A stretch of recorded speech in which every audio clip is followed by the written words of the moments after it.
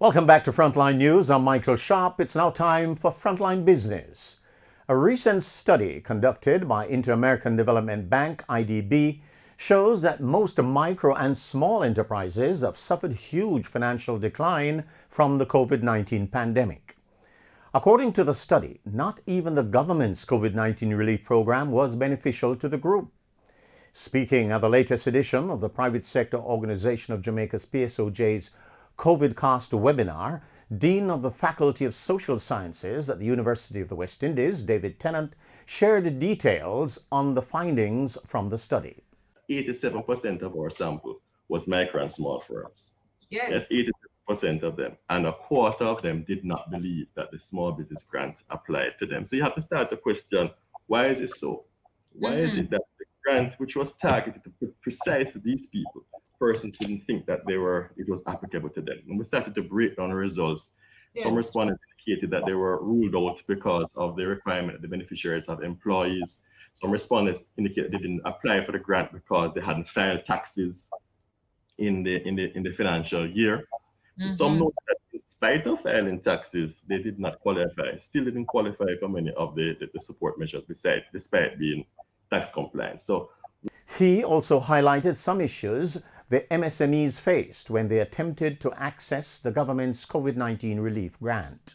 Of the issues that were being highlighted about accessing the government support in a time of crisis are the same issues that MSMEs highlight about accessing finance from formal financial institutions. It doesn't seem like we're learning the lessons of the past, and it doesn't seem like we're focusing enough on the nuts and bolts issues of accessibility. Because we know what the problems are, and we need to recognize that MSMEs, they don't have the labor and they don't have the capital to dedicate to long and bureaucratic processes and deal with those kinds of delays and procedures.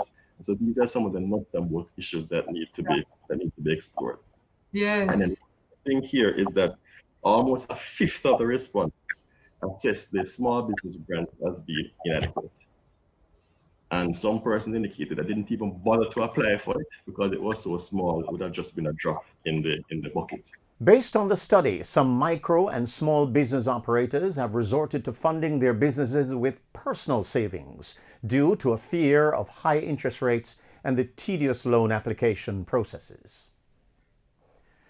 The Board of Directors of Trans-Jamaican Highway Limited has approved an interim dividend of 7 cents per share.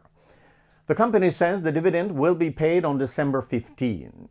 Shareholders on record at the close of business on November 30 will benefit.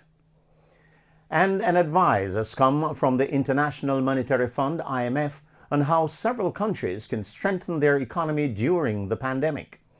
The IMF says a government of several countries can create millions of jobs and boost recovery prospects if they use higher public investment to respond to the severe economic challenge brought on by COVID-19.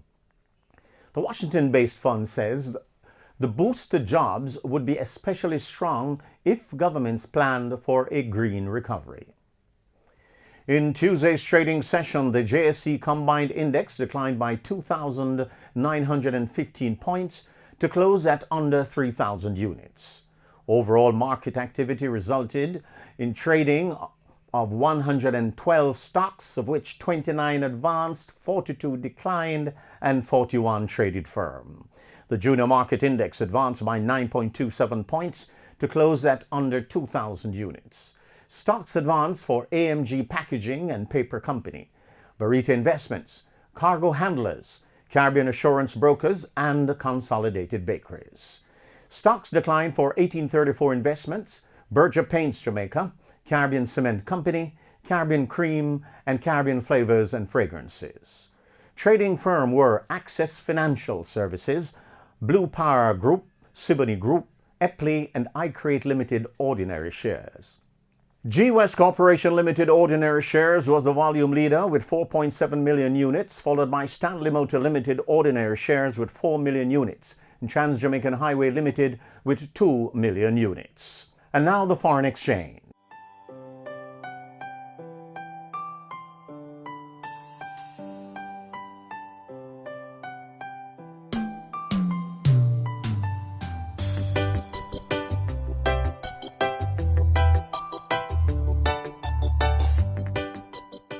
Oil prices rose more than 3% on Tuesday due to supply disruptions in Norway, a hurricane in the Gulf of Mexico, and U.S. President Donald Trump's return to the White House from hospital.